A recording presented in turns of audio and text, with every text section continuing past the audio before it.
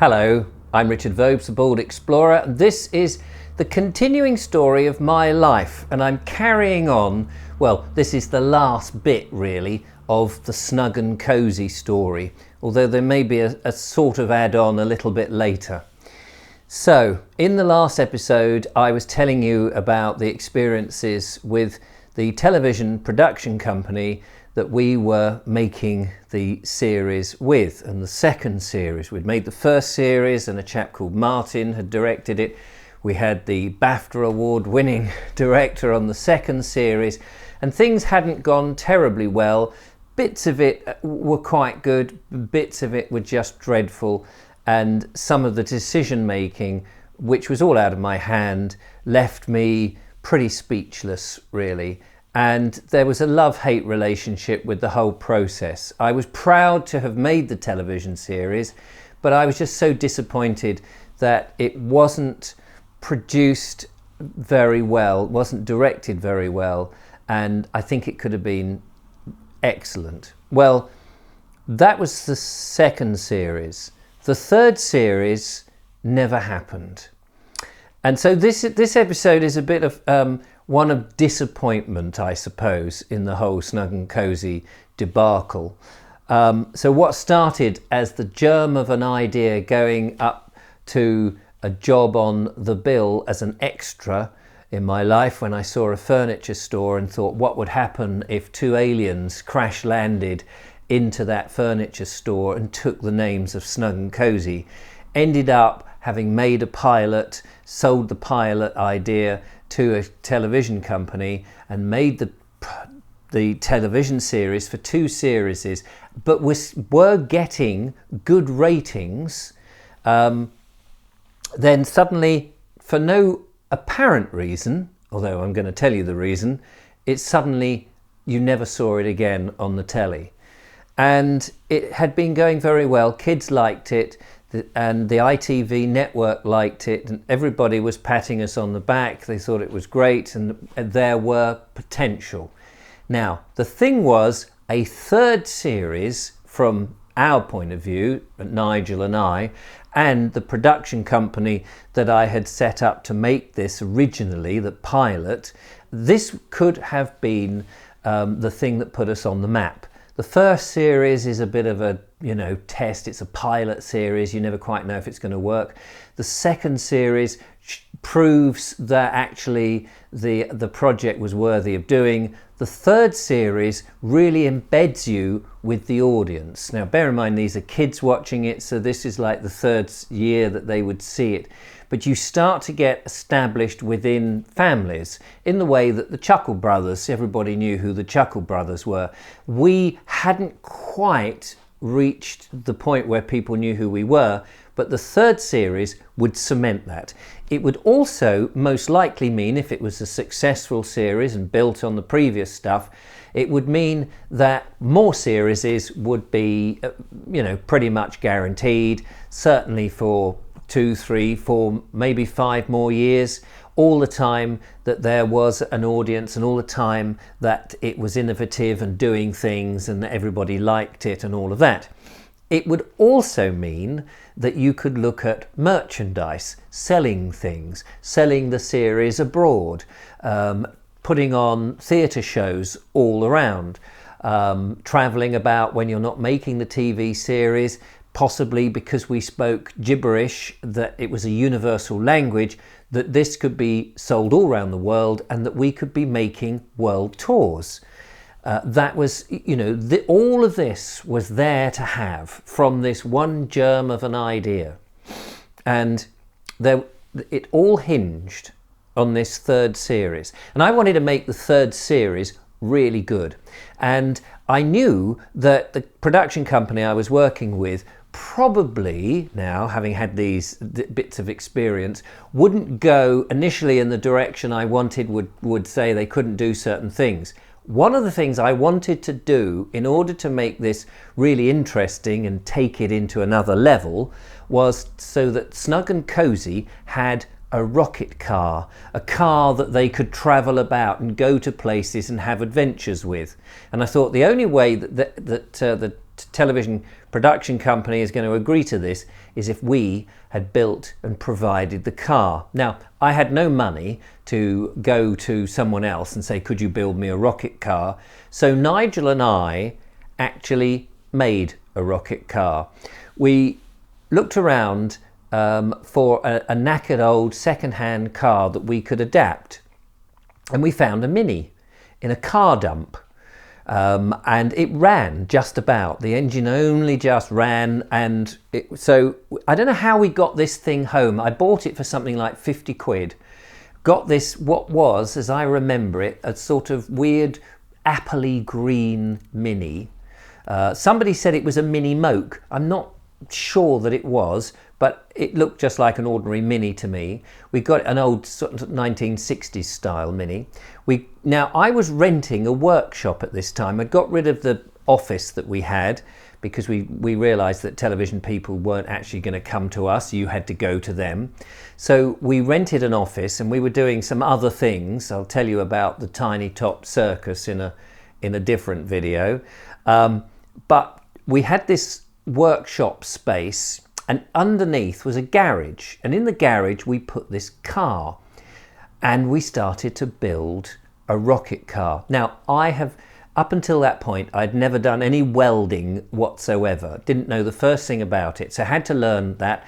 Started to buy bits of metal tubing. We cut the roof off the Mini, which I gather was part of the integral support to keep the blooming thing together. So because we'd taken the Mini off, it was likely to be unsafe, and it could just snap on the base. So we needed to support that with lots of metal reinforced tubing, which we did. And I think we put effectively a roll bar across the top. And then we needed to disguise all of this to make it look like the rocket car, which we did out of plywood. And at first we started to hire a welder, and then realised that actually at the rate we were welding and doing stuff, actually we probably needed to buy a MIG welder. I think it was a MIG welder. And so we bought a welder. I bought this welder, and we started to build this car, never having done anything like this before, but it was great fun. Now, somewhere I've got a VHS of the early tests of us driving about in the little back road of this workshop. But I haven't got it for this video. I'll have to ask my friend Paul Rampton to see if he can encode a few more of my VHSs to try and find this thing. Excuse me. So anyway, one of the ideas was, as well, is that we would be able to take this vehicle on an arena show. So one of these big gala family shows that you would go to, country shows where they have a big arena and they had Gymkhana and the dogs going through hoops and various comedy acts. And I thought, well, with the Snug and Cozi fame, after series 3, we would get bookings everywhere. People would love to have these two comedy aliens and their rocket car, and we could drive around the event and wave at people, give people lifts and all that sort of stuff, and then have an arena show in which we had this comedy nonsense going on. And part of the comedy nonsense was that the rocket car would have wings that would fall off, doors that would fly off, bangs and whizzes, and the piece de resistance, if you like, was a sequence in which we would have this arena car going round and round, and we fall off and go chasing after it. So there was all these wonderful dreams. Now I'll tell you about that in a second, because the dream became shattered when series 3 didn't happen. And it had nothing to do with us. We were good in the ratings, as I've said. So diplomatically, I have to be a bit diplomatic here, the production company that we were working for had previously, before we came on the scene, employed somebody from another television station. And when they employed him, part of the deal was that he brought a number of what they called titles or programs, and these were quite well-known children's programs that were on the telly. And so the production company that he came from was no longer making those programs, which is where all the profit is. And they went to the new production company that had hired him and later hired us. And they took these programs and were making these programs for the ITV network. Then they did the dirty. They decided about a year later they didn't want this guy, so they sacked him, but they kept the programs. And some people said, well, this was how, a lot of this work goes on. You employ somebody, they bring a whole load of programs with it as part of the deal. They get rid of the person, but they keep the programs, so they keep making the money. And you think, oh, right, okay, that's not very nice. However, this person who was sacked disappeared for a while and then suddenly turns up as a children's executive on the ITV network. In other words, the acquisitions person who buys in or commissions, the children's commissioning editor of the ITV network, all the TV programs. So when the production company that I was working with, who had previously employed him, came forward to the ITV network and said, well, we'd like to recommission this program, Snug and Cozi, along with all these other programs that we've had with you, this person was able to turn around and go, oh, do you remember me? You sacked me. Do you remember? Actually, I don't want any of those programs. There's plenty of other ITV companies. I think I'll get all my programs from there. So in one fell swoop, with nothing to do with Nigel and I and the Snug and Cozi television series, we were just dumped because this guy had been himself dumped by the television production company that we were now working for, and we were the collateral damage from that. And with it went all our dreams, all our future careers, everything. And it just goes to show you how fickle the system is and how on a knife edge your career can be. 1 minute you could be the rising star in your series and the potential could go sky high. I'd even written a feature film for the series. All of that disappeared and had nothing to do. It wasn't anything to do with the fact that I was in loggerheads on occasions with the production company. It had nothing to do with that. It was all to do with this person who they had sacked before we came along, and then he got into a position of power and said, I don't want your programs. So with that, everything, but we still had a little bit of, we'd been on the telly, so we needed to earn some money, and I had invested in this car. Nigel had helped me build it, and we had an arena show in principle.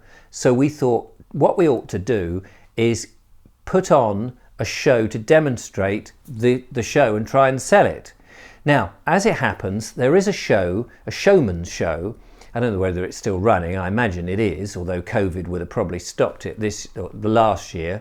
It's called The Showman's Show, and it used to go on, I can't remember exactly when, in Newbury. I don't know whether it was at the beginning of the year or the end of the year or something like that. Anyway, I think it was usually in the autumn or something for the next year's bookings.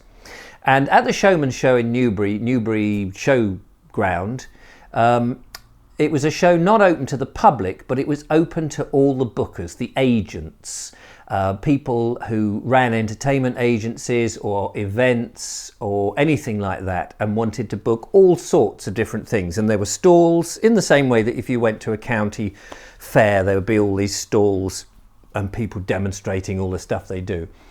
And I think we had a tiny little base, but our main thing was to drive the car around to show what we were and tell people who we were. And we had an arena show. We'd rehearsed this. And as I explained, part of this show was a whole load of comedy acts with our car.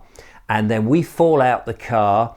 We worked on this idea that you could get a steering lock. So with a bolt, I could bolt the steering wheel so that the car would go in a perfect circle like this, round and round, and Snug and Cozi could be arguing with each other, doing silly things, and then going, oh, look, there's the car, oh, you schlimpin, slam, slabbert, and go running after the car, and they fight and fall over and nearly get run over and all this sort of stuff. And then eventually they get on the car and they're able to stop it, and a whole load of other explosions happen, and that's the end, you know, that sort of thing. We'd also worked on how to make the car continually go by having a lock on the accelerator. So all of this had been made, we'd rehearsed it, we'd found a place, a field somewhere in locally near Poling where they do a bit of stop car racing, and we'd practiced this vehicle and made sure it all worked, and it was great. I invested quite a bit of money on some leaflets, and I have got them somewhere, but I'm sorry I haven't got them to bring onto here. And also the actual being at the Showman's Show, I can't remember, it was something like £1,500 to be there, just to have, you know, to book this slot, because potentially all the agents that book things and gala events and all of that would be there, and then we would just get bookings, fill up a year, we'd get our money back, and it was a piece of cake. So we went, had a trailer, put the comedy car on the trailer, and we took it up to Newbury. And we got there and everybody was interested. Oh, you're Snug and Cozi, blah, blah, blah. Even that, you know, we'd been on the telly. So it had helped quite a lot. If we'd had the third series, my God, it would have been fantastic. But as it was, we'd had 2 series. It was enough. People were interested. The only thing was that it had rained the night before and the grass was wet. Now, one thing I hadn't appreciated, because we hadn't rehearsed this in the rain, is a car on a steering lock that goes round in a perfect circle like this on grass is great. On wet grass, it does seem to travel. That still goes round in a circle, but it starts to travel away from the middle of the field, which we had worked out is where our routine was going to go. So there were we did all the other bits and bobs. The person on the PA system. And now next up, ladies and gentlemen, is Snug and Cozi. Come and see Snug and Cozi. They are been on the television with 2 television series. They have an arena show just starting now. So he brought us on. He had a bit of a vague script to tell everybody about who we were, our background, how much the event, you know, what we were charging, all those sort of things, as we did the act, because agents are very savvy people. They'll look at the act and go, yeah, that looks kosher, looks good. And they would also be taking on board, oh yes, they're based in here and they're prepared to go there and they cost this much and they've been on the telly. Great, okay, yeah, I can see we can book that in 20 places. That would be lovely. So, you know, we're not doing it to entertain the crowd. So we're going through the motions, but we're doing the best we can. And there we are, we fall off the car. And we're doing all like, you schlimpin, it's your fault, bonk, bonk, and all this kind of malarkey, and everyone's laughing, and the car is going round on its own, and then it comes to the point, look, the car slippered, you, and we go running after the car. Only as we go running after the car seems to be a bit further away from where we had practiced it ought to have been, because on the wet grass, it's travelling further from us. And to our horror, not only is it travelling further from us, it's travelling much closer to the audience. Now, the arena has been roped so that there's a boundary, and the rope is on stakes and it goes all the way round. And I could see, to my chagrin, that the car was getting closer and closer to a whole load of the agents and the booking people and all of that, the audience as such, who were around it. And you could see them moving backwards, getting somewhat concerned. Nigel and I were even more concerned, and we ran like buggery, I can tell you, and managed to get onto the car. I managed to clamber onto the car, sweating like nobody's business, absolutely exhausted, just as the car hit the boundary with the ropes, and the rope got tangled on the axle, and because the car is running, the wheel is spinning round like this, it started to pull all the sodding rope, and you could see the posts that were holding the rope collapsing like this. And of course everybody could see just how terribly dangerous this could have been. If that had hit a small child or something like that, it would have been absolutely awful. Got on there, turned the engine off, and it was fine. And there was muted applause, as you can imagine. We were so shamefaced about this. And, well, as you probably imagine, we didn't get one booking. Not one booking from all of that work that we got. And the comedy car, was taken away. Now, I did utilise that car for other things, and I'll tell you about that. And if you watched the Boneheads, which was a video which I linked to on the previous episode, the Boneheads about the overgrown school kids, we reutilised the car, that Mini, in a completely different way for a different pilot. But yeah, that was the same vehicle. But all of that just came crashing down. And apart from a pantomime that Nigel and I got a year later, out of, I think, desperation from somebody else, Snug and Cozi had been a complete and utter disaster, and it needn't have been. So you can imagine just how disappointed I was. Anyway, there rests Snug and Cozi. Thank you so much for watching. I hope it's been of interest. It was a very fascinating time in my life, but also so frustrating and so disappointing. And you can imagine the low after all of that. I felt that this one chance, and you don't get many chances, had just backfired badly. I will hopefully catch you again. Take care, and thanks for watching. Bye-bye.